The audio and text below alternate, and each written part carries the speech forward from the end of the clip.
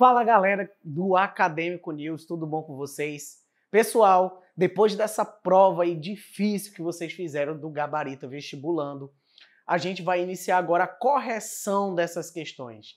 Então aí com certeza vocês estão com muitas dúvidas, né? Questões aí bem contextualizadas, questões aí que estão num nível bem elevado, tanto aí levando em consideração os PSS, né? O processo seletivo seriado, né, que é a da Universidade Federal de Roraima, mas também as questões ali de outros vestibulares. Então aí eu procurei mesclar algumas dessas questões, levando em consideração aí o nível dessas bancas. Então, vamos lá, pessoal, vamos iniciar. Com certeza aí muitos já estão cansados, né? Mas vamos aí fazer essa avaliação, vamos estar ali analisando o que vocês aí possivelmente poderiam ter analisado de maneira diferente na questão, na maneira aí de interpretar. Então a gente vai começar aí essa nossa correção, galera. Pessoal do PSS1, né, a gente veio aí com 6 questões, mas geralmente aí na prova da Universidade Federal vocês com certeza já sabem que por disciplina são 3 questões, mas para realmente variar esse cardápio, né, de questões e de temas, até para preparar vocês aí para esse processo seletivo que é bem difícil, a gente colocou aí 6 questões bem diversificadas com temas que caem na prova da Universidade Federal de Roraima. Então você pode ter certeza que esses temas vão estar lá presentes e é de suma importância que você leve em consideração tudo que a gente vai trabalhar aí nesse vídeo de hoje, pessoal. Olha essa primeira questão, galera. Essa primeira questão ela está falando de quê? Está falando de escala. Então a escala, né, precisa aí de determinadas fórmulas para se trabalhar, e aqui a gente vai ver qual a fórmula indicada para resolver esse tipo de questão, qual é a complexidade desse tipo de questão que a gente vai encontrar aí, né, nessas provas, né? Então, em um mapa, a distância entre as cidades de Boa Vista e de Manaus é de 10 centímetros. A distância real em linha reta é de aproximadamente 663 quilômetros. Qual a escala adotada nesse caso? Olha só, pessoal, não tem muita complexidade nesse tipo de questão. O que você precisa entender é como é que funciona esse sistema de escalas, qual a fórmula indicada para usar nesse tipo de problema. E outro detalhe, como é que funciona a regra dessas escalas. Então, pessoal, para iniciar aí essa nossa resolução, eu preciso levar em consideração as informações que ele te deu na questão. Como, por exemplo, ele fala essa distância aqui, ó, 10 centímetros. Esses 10 centímetros que ele está colocando aí no mapa, a gente chama de distância gráfica. Então, a gente tem essa distância gráfica igual a 10 centímetros. A distância real é de aproximadamente 663. Então aqui tu também tem a distância real, que é igual a 663 quilômetros. Bem, aí tem uma regrinha, um macetinho que a gente usa para lembrar das fórmulas, que é o seguinte: eu faço esse triângulozinho bem aqui, ó, e coloco as informações. Então, nesse primeiro ali, o lado de cima, o que a gente vai colocar? A gente vai colocar a distância real. A distância real equivale o quê? A gente já sabe que é 663. Nesse outro espaçozinho aqui, a gente vai colocar o ezão. Que é ezão, professor? O que é esse aí que vai aparecer no meio da questão? Que história é essa? É a escala. Veja que o problema está pedindo o quê? A escala. Qual a escala que vai ser adotada? E aí a gente precisa também descobrir qual é a distância gráfica, que a gente já colocou aqui, ó, é 10 centímetros. Então você tem aí o nosso triângulozinho que vai ajudar a formular essas fórmulas. Então, olha só, o que a gente vai fazer aqui? Bem, eu quero descobrir a escala. Então, a fórmula que você vai usar é levando em consideração a escala. Então, você faz lá o E, você vai igualar esse E da escala. E aqui, ó, quando você igualou, tá vendo que tem o Dzão lá em cima, ó, distância real, e aqui eu tenho a distância gráfica. Percebe que tá um em cima do outro. Então, o que eu vou fazer aqui, ó? Dzão sobre Dzinho. Escala é igual a distância real dividido pela distância gráfica. Essa é a fórmula que a gente vai adotar. Aí, galera, fica muito fácil. É só você fazer a substituição. Não é a distância real 663 dividido por quem? Por 10, que é a distância gráfica. Então, fez essa divisão aqui, ó. 663 dividido por 10. Vai te dar o quê?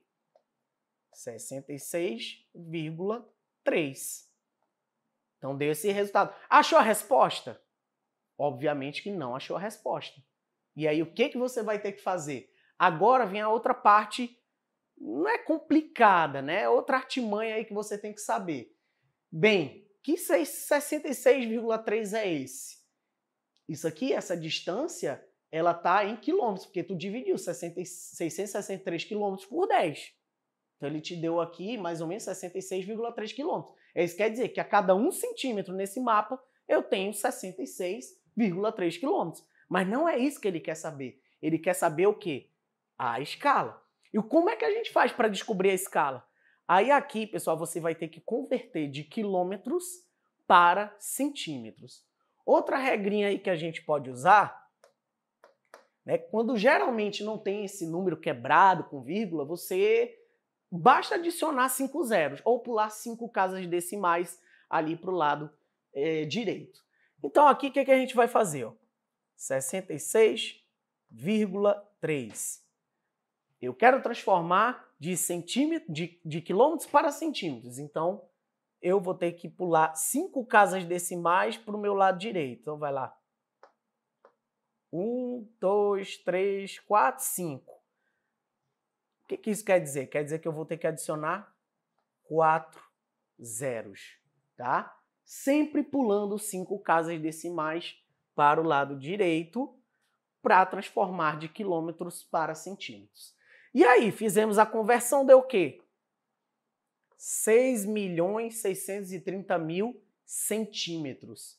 A resposta vai ser escala é igual a 1. Professor, já apareceu outra coisa, já não entendi. Que já acha esse 1 aí que apareceu do nada? Esse 1, pessoal, na regrinha de escala, ele representa o quê? 1 centímetro no mapa. Ele não quer saber a escala? A escala representa isso, 1 centímetro no mapa. Então, toda vez que eu tenho uma resposta relacionada à escala, você sempre tem que colocar esse 1zinho aqui e os 2 pontinhos. Sempre, sempre. Pediu escala, tem que colocar isso aqui. Então, esse 1 aí é o quê? É 1 centímetro no mapa. É isso que ele está dizendo. E aí, como tu já fez o cálculo aqui transformando de quilômetros para centímetros, a gente só insere 6.630.000. Professor, eu preciso colocar mais alguma coisa? Não. Porque na escala já se entende que isso aqui está em centímetros. Então não precisa você colocar ali cm no final. Já se entende quando você coloca aquele 1, 2 pontinhos e os valores em seguida, você já sabe que está em centímetros. Agora, pode ser que ocorra de você ter que colocar ali em quilômetros, em metros, que aí já é outra situação, tá? Mas nesse caso aqui, você já encontrou a resposta. 1 centímetro no mapa equivale a 6.630.000 centímetros. Qual a resposta correta aí? É para ser a letra D, ok? Então, pessoal, eu até vou fazer um outro videozinho depois para falar um pouco mais dessas outras fórmulas, dessas outras regras que existem aí para calcular tanto a escala quanto também a distância real e a distância gráfica. Mas isso aí vai ser uma outra aulinha aí que eu vou postar para vocês aí no canal do Acadêmico News, beleza? Mas espero aí que tenham conseguido entender. São algumas regrinhas, são alguns passos aí que você não pode deixar para trás nesse tipo de questão. Se você esquecer uma coisinha, esqueceu de converter de centímetros para quilômetros, de quilômetros para centímetros, você já vai perder o sentido da questão e não vai conseguir achar a resposta, ok? E aí o gabarito, né? Como já tinha calculado para você, já tinha feito a resolução da questão, aí é o gabarito para não restar dúvidas. Vamos para a próxima questão? Questão 2. A questão 2 já leva em consideração, deixa eu ver se eu consigo afastar isso aqui para cá. Então a questão 2 é o seguinte: os sapientes engenheiros que construíram o BR pensaram em fazer um retão cortando os alagados do que viria a ser um parque. Depois de 40 quilômetros de aterros, caixas de empréstimo e bueiros, perceberam que não iria funcionar e mudaram o trajeto da BR. O trecho abandonado ficou conhecido como Estrada Perdida e é um bom exemplo de como o dinheiro público foi e continua sendo gasto. Entretanto, criou um acesso ao Parna. O que é o Parna? É um parque nacional. E é a melhor forma de acessar as campinaranas tão características do Viruá. Então, o Parna que ele está falando é o Parque Nacional do Viruá, localizado no estado de Roraima, que de outra forma são quase inacessíveis. Então, esse Parna, né, ele está localizado no sul do estado de Roraima, ok? É uma região, como ele falou ali no enunciado, no texto, uma região de difícil acesso, é uma região que é alagada. Então, olha as informações que ele está te dando no enunciado, tá? Pessoal, isso aqui lembra também ali das características do Enem. Toda questão que tem um texto muito grande, que tem gráfico, que tem mapa, ela de certa maneira ela está te ajudando. Enquanto mais informações você tem em uma determinada questão, mais isso te ajuda. Porque você está sabendo mais do tema ali que está sendo abordado naquele problema.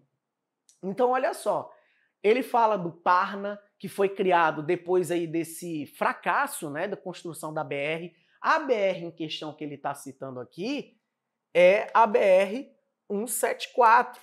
Deixa eu ver aqui. Que BR é essa? BR-174, que liga aí, né, o estado de Roraima ao restante do Brasil, e ela tem aí um sentido latitudinal, né? Ela vai de norte a sul do estado, ligando ali até Pacaraima e, consequentemente, com a Venezuela. O texto acima refere-se a uma importante paisagem natural do estado de Roraima. Marque a alternativa que está associada ao texto.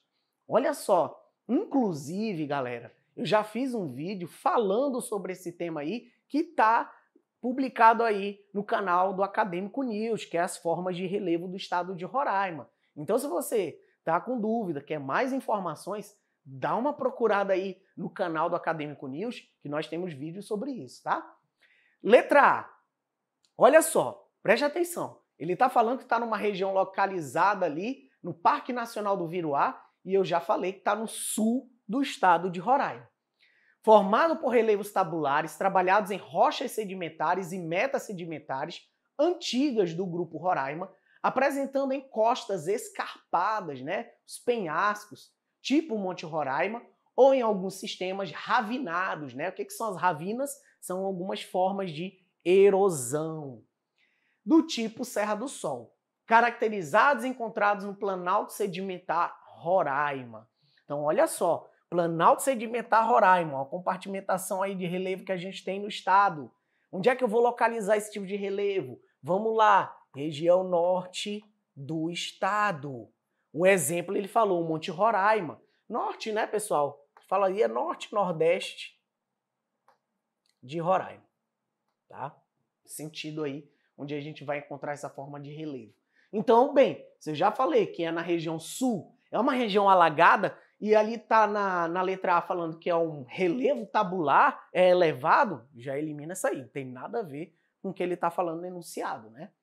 B, a enorme área coberta por areias e hoje sujeita a inundações na bacia do Baixo Rio Branco, que se estende até o Rio Negro, forma o Pantanal Setentrional Roraimense, bem menos conhecido que seu primo matogrossense, mas não menos importante ou interessante. Olha só o que ele está falando na letra B. Ele fala que é uma área de inundação. Opa! Então aí eu já tenho uma relação lá com o enunciado, já facilita. Baixo Rio Branco. Onde é que está o Baixo Rio Branco? Na parte central, sul do estado de Roraima. Vai se ligando, ó. Então aqui eu já tenho o quê? Sul de Roraima. Se estende até o Rio Negro, que é onde eu tenho a jusante.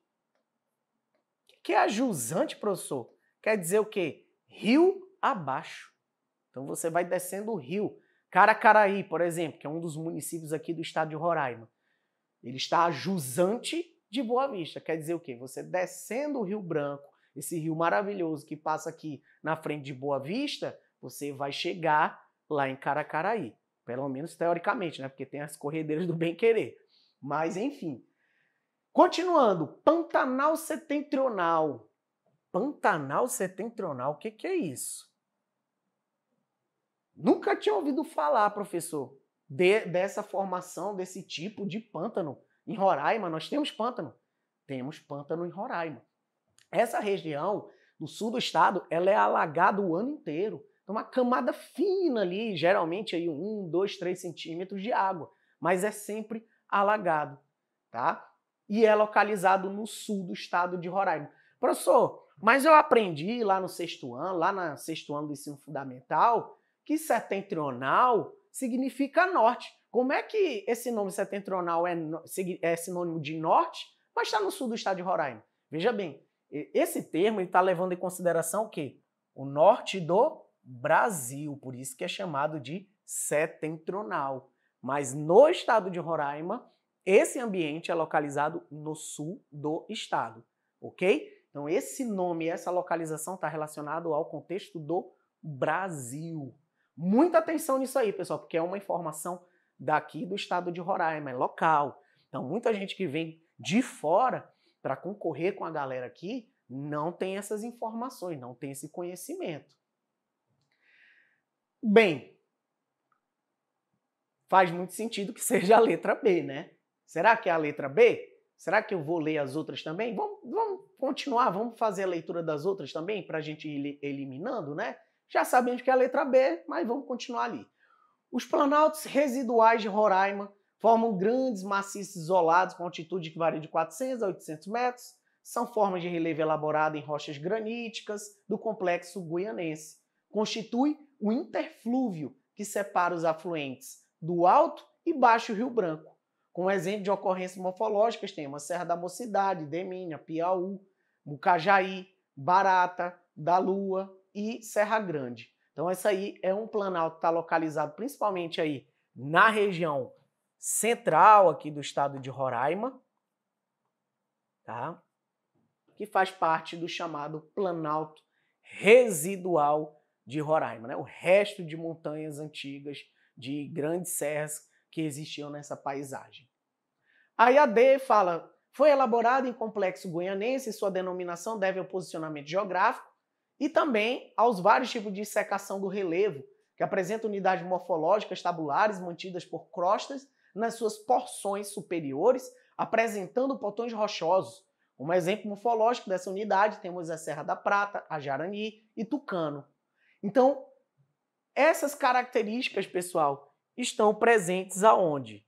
Estão presentes no chamado Planalto dissecado. Planalto dissecado roraimense. E na letra E, o Planalto interflúvio é o grande divisor das águas das bacias do Orinoco e Amazonas. Ocorrem nestas características grandes platôs do Planalto sedimentar Roraima e uma grande série de patamares dissecados com altitudes variando de 600 a 2.000 metros. Então, o Planalto interflúvio é o chamado divisor de águas, né? Esse divisor de águas das bacias do rio Orinoco e Amazonas, ok? Então, aí a gente tem essa resolução, como eu falei para vocês, tem uma aulinha lá no canal do Acadêmico News que fala mais especificamente desse tema. E vamos seguindo, né, pessoal? Aqui a gente vê o gabarito. Próxima questão, que já é uma questão que vem falando também do contexto amazônico e também do contexto brasileiro, né, dos aspectos da vegetação. Então vamos lá, leia os impactos ambientais que estão ocorrendo em alguns biomas abaixo. Como consequência dos fatores naturais e antrópicos, cerca de 62% das áreas suscetíveis à desertificação no Brasil. Por outro lado, somente 1,5% de seu território está inserido em unidade de conservação ambiental e proteção integral. Essa situação se intensifica durante as secas extremas, quando há escassez na produção de alimentos e nos principais meios de subsistência locais, aumentando a degradação dos ecossistemas. Cenário a se agravar ainda mais com as mudanças ambientais. Então, olha só, ele está falando de um local onde é mais suscetível à desertificação no Brasil. O que mais é que a gente tem de informação? Escassez, seca extrema. Com que ambiente a gente pode associar essas informações, pessoal? Então, quem lembrou lá do Nordeste, a região da Caatinga, o sertão, com certeza acertou. Então, aqui a gente está falando especificamente do ambiente da Caatinga, sertão brasileiro. Olha só de outra informação, né? A desertificação.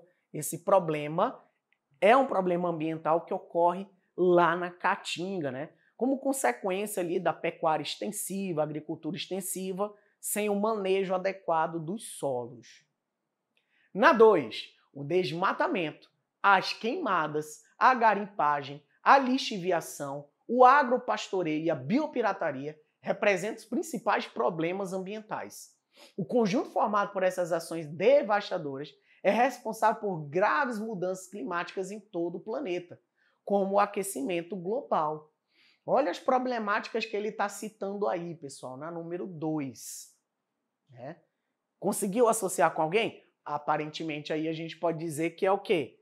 Que é a Amazônia, aparentemente.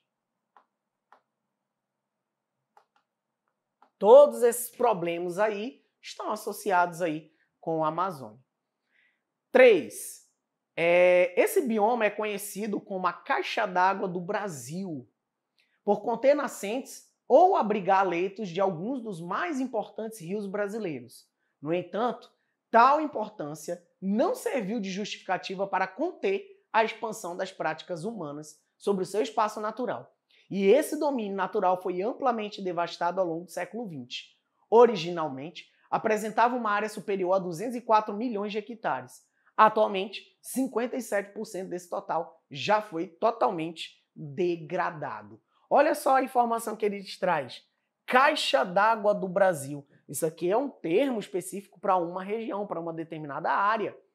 Onde é isso, professor? Caixa d'água do Brasil é um termo que a gente usa para a região do Cerrado. E é onde a gente tem o chamado Planalto Central Brasileiro. Então, por isso que é a caixa d'água do Brasil, porque as nascentes das principais bacias hidrográficas brasileiras estão lá. Então, tem rio que nasce e que vai desaguar na bacia amazônica, que nasce nessa região do Planalto Central, né, que é uma região ali mais centralizada no nosso país. Tem a bacia Platina, que vai ali para abastecer regiões do Rio Paraná, Uruguai, o Paraguai. Você tem aí o Rio São Francisco, também nascendo nessa região. Então, por isso que o nome Caixa d'Água do Brasil é aplicado ali para o Cerrado. Tem outros nomes também, como Floresta Invertida, ali para caracterizar essa região do Cerrado. 4. Embora cerca de 85% da vegetação nas partes mais baixas permaneçam preservadas, mais da metade das terras elevadas foram devastadas e continuam sofrendo com essa ameaça. Outros fatores responsáveis pela degradação da vegetação incluem a mineração, que é o garimpo em larga escala, a prática insustentável do turismo, a agropecuária com pisoteio de animais e a construção de hidrelétricas e rodovias sem medidas adequadas para mitigar seus impactos ambientais. Então, dentre as alternativas que estão aí abaixo, qual seria a sequência correta?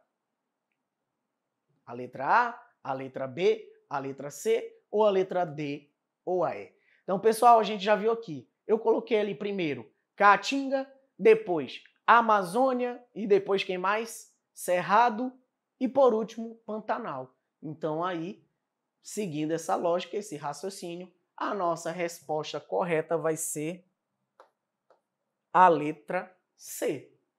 Vamos lá? Vamos conferir? Então, a resposta correta era a letra C, pessoal. Então, vejam, algumas informações, alguns detalhezinhos ali, uma informação que você sabe a mais já te ajuda na resolução dessas questões, ok? Vamos para a próxima?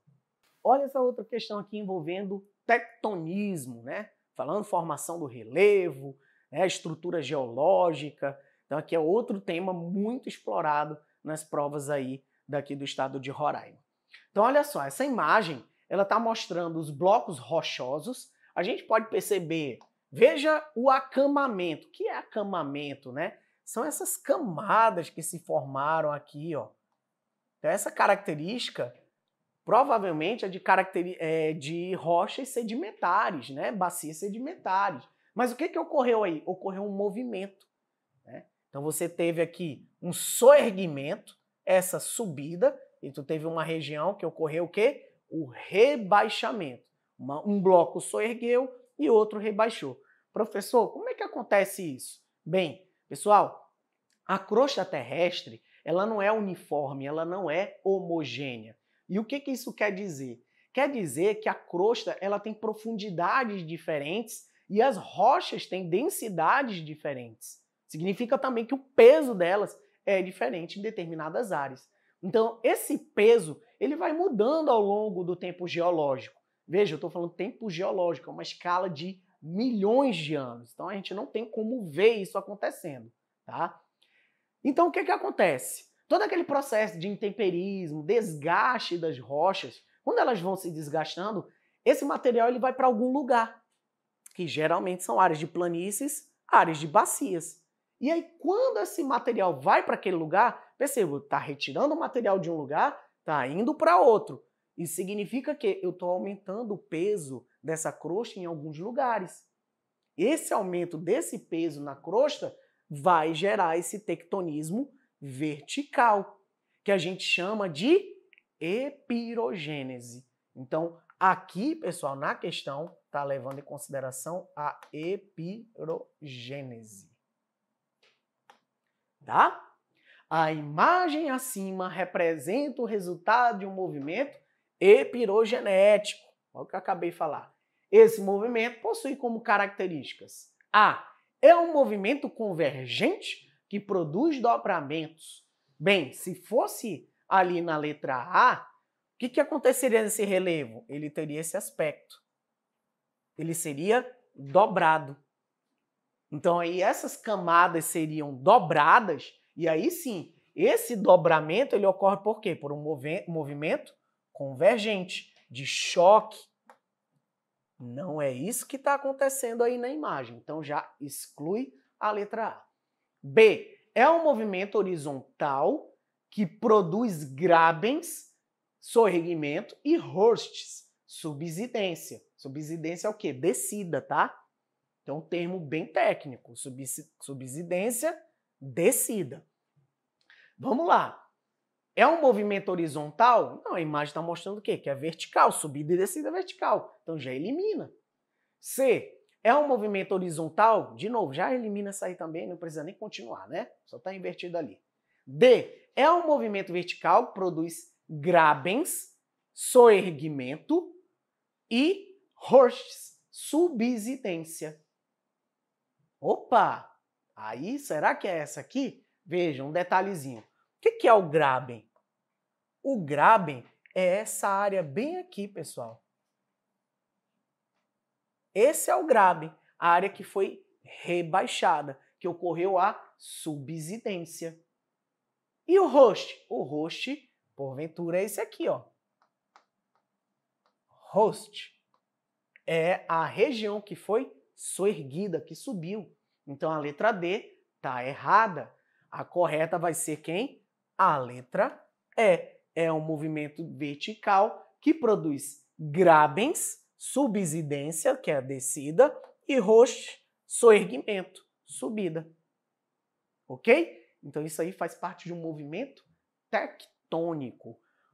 Olha esse tema, pessoal. Se você também está com dificuldade, mais lá na frente eu vou fazer um videozinho bem especial explicando mais especificamente esses movimentos tectônicos, tá bom?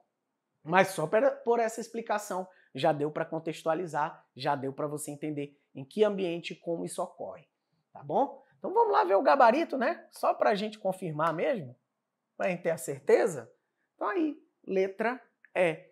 Veja, não é uma questão que demora muito a resolução, mas são questões muito específicas.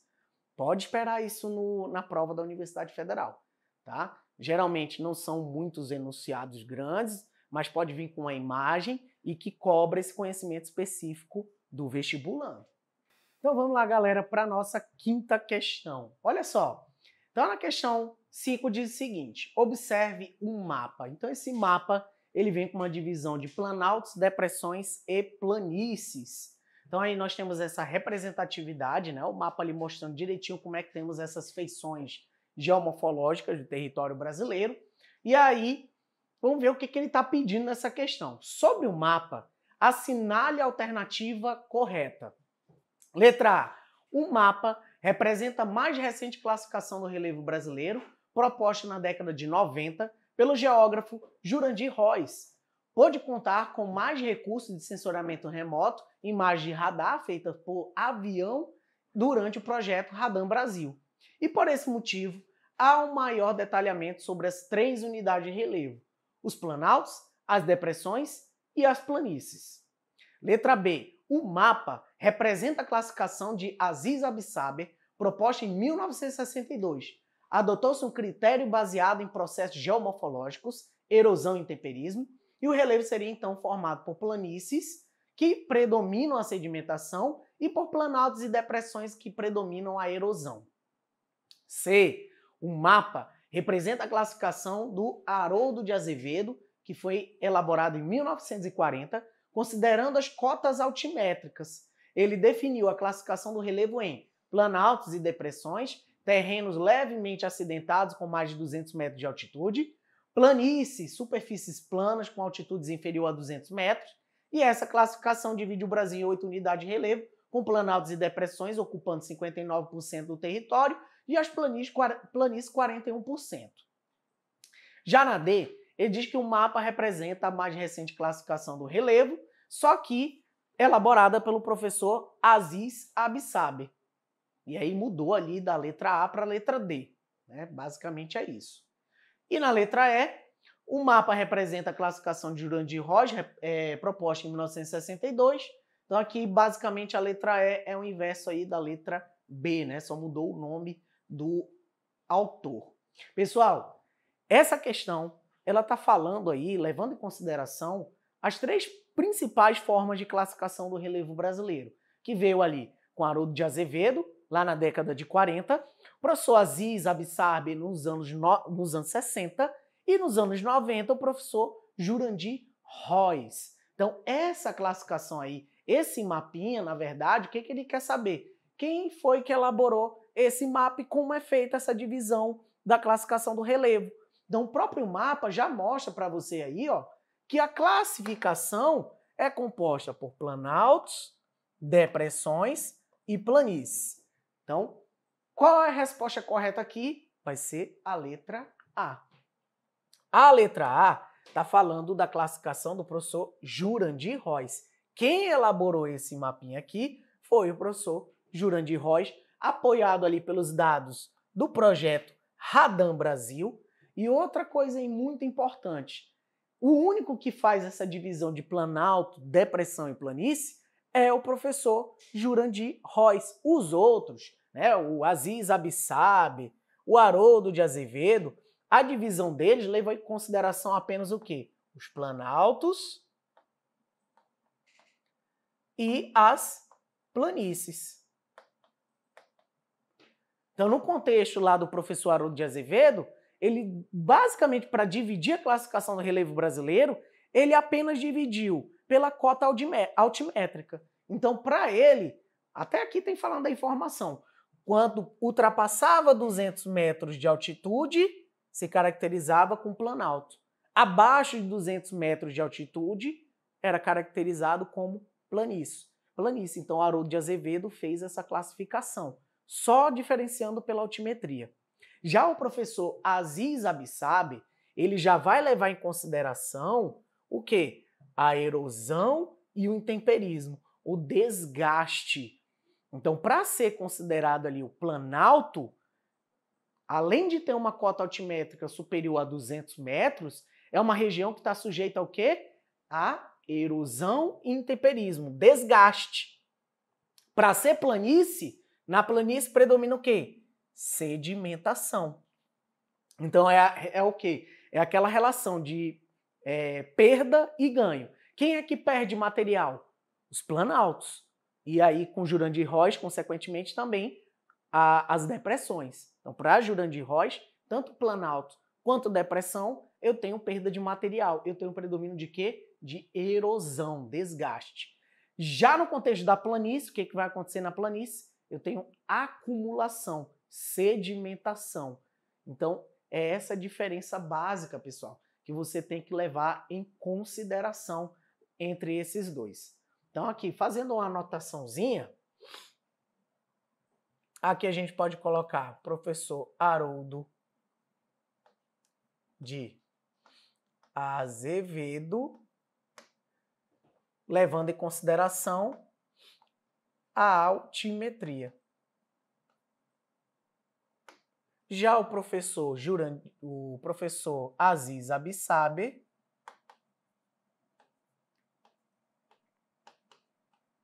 vai levar em consideração o quê? O intemperismo.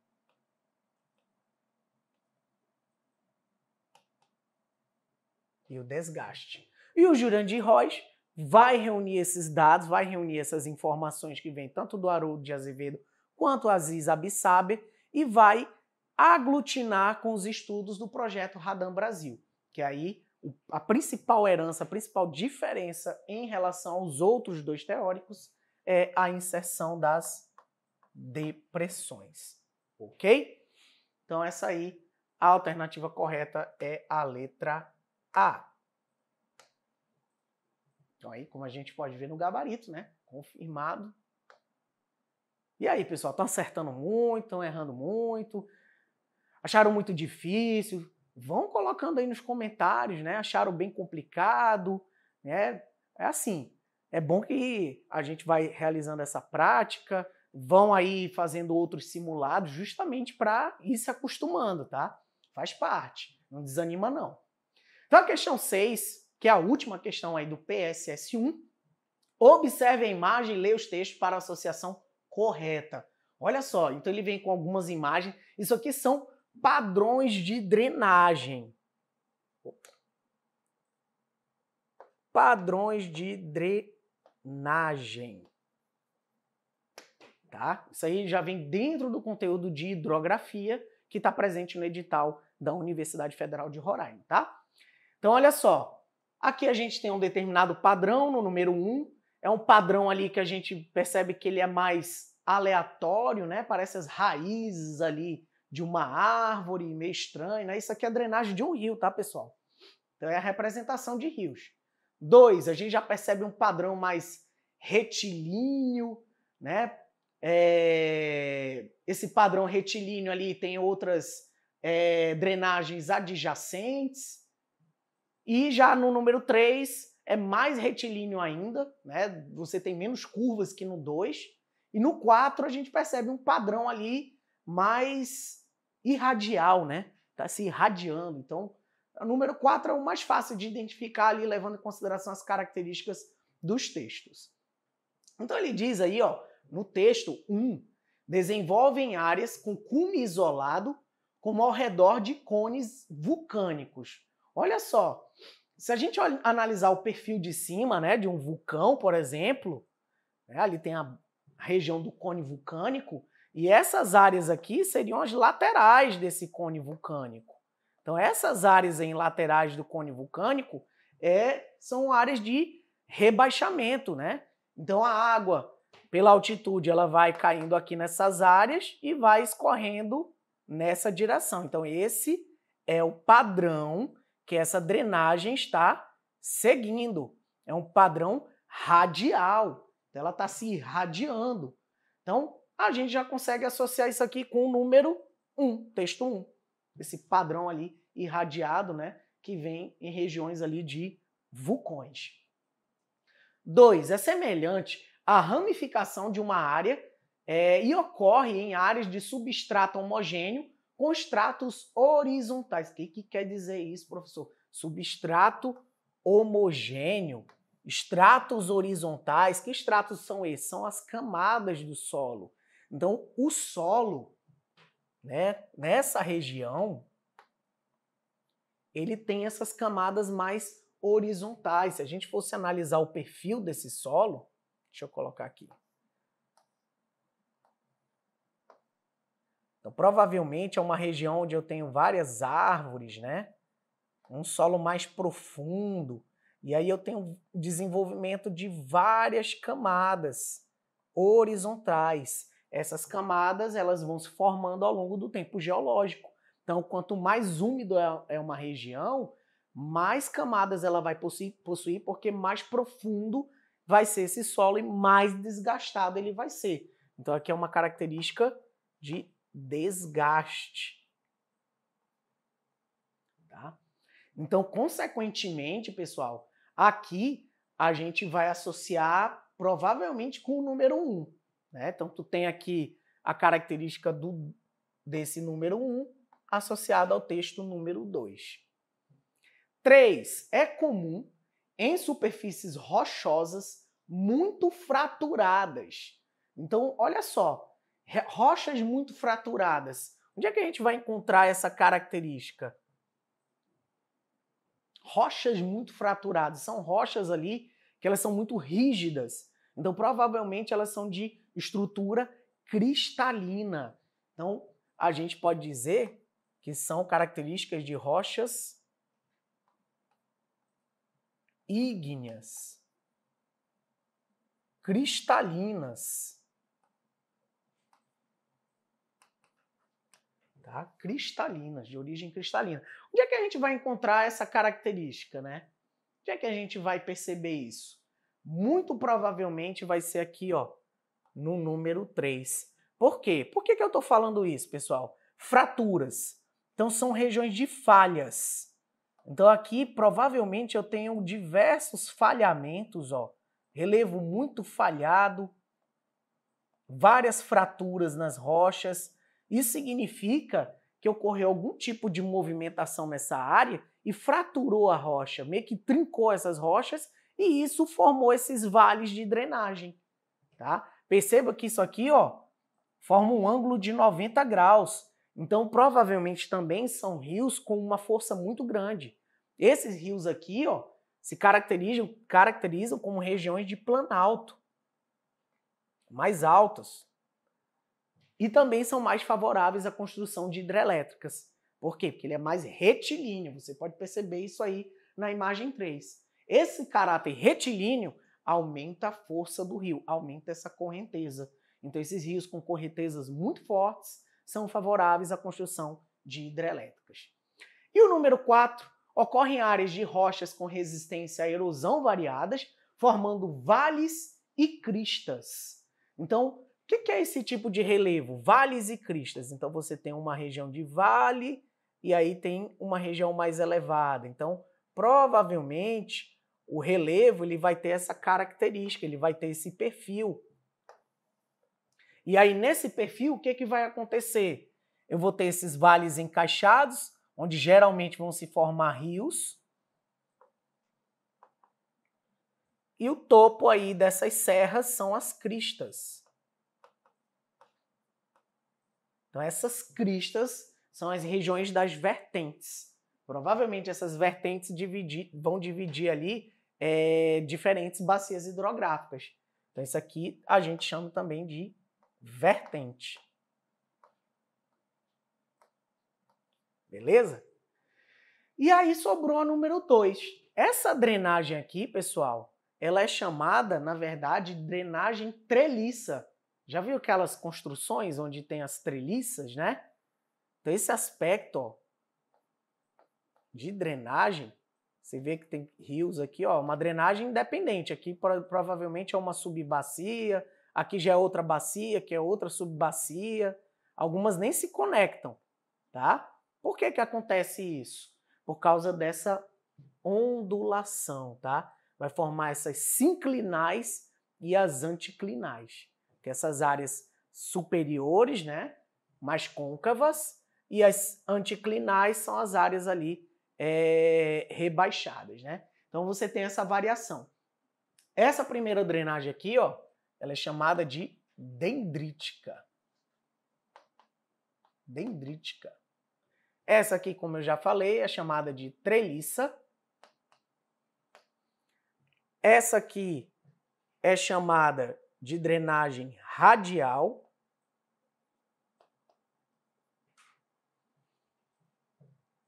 E essa aqui já é uma drenagem mais retilínea. Tá? Então são as características aí de drenagem que a gente vai encontrar nessas áreas, tá? Então essa questão 6, ela é um pouquinho mais complicada, bem específica, tá? Eu também, mais lá na frente, vou fazer um outro videozinho mais específico falando aí de hidrografia, né? Esses fenômenos da hidrografia, essas características, que também, com certeza, aí vai agregar, né, para ajudar vocês a tirar essas dúvidas aí que vão surgindo ao longo das questões que vocês vão fazendo, ok? Então, pessoal, é isso. Espero que vocês tenham gostado, que vocês tenham aproveitado.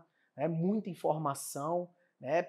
Então tem tempo aí para a gente ir se preparando. Tem aí mais ou menos aí uns 4, 5 meses, então tem preparação, dá para você se preparar, mas é aquilo, tem que ter disciplina, tem que se organizar, para que você ali não deixe tudo para o final, para a última hora, que aí fica realmente complicado. Essa é a hora de errar, é a hora do teste. Você não pode errar lá na hora da prova, beleza? É isso, galera. Espero que vocês tenham gostado. Valeu. Tchau, tchau.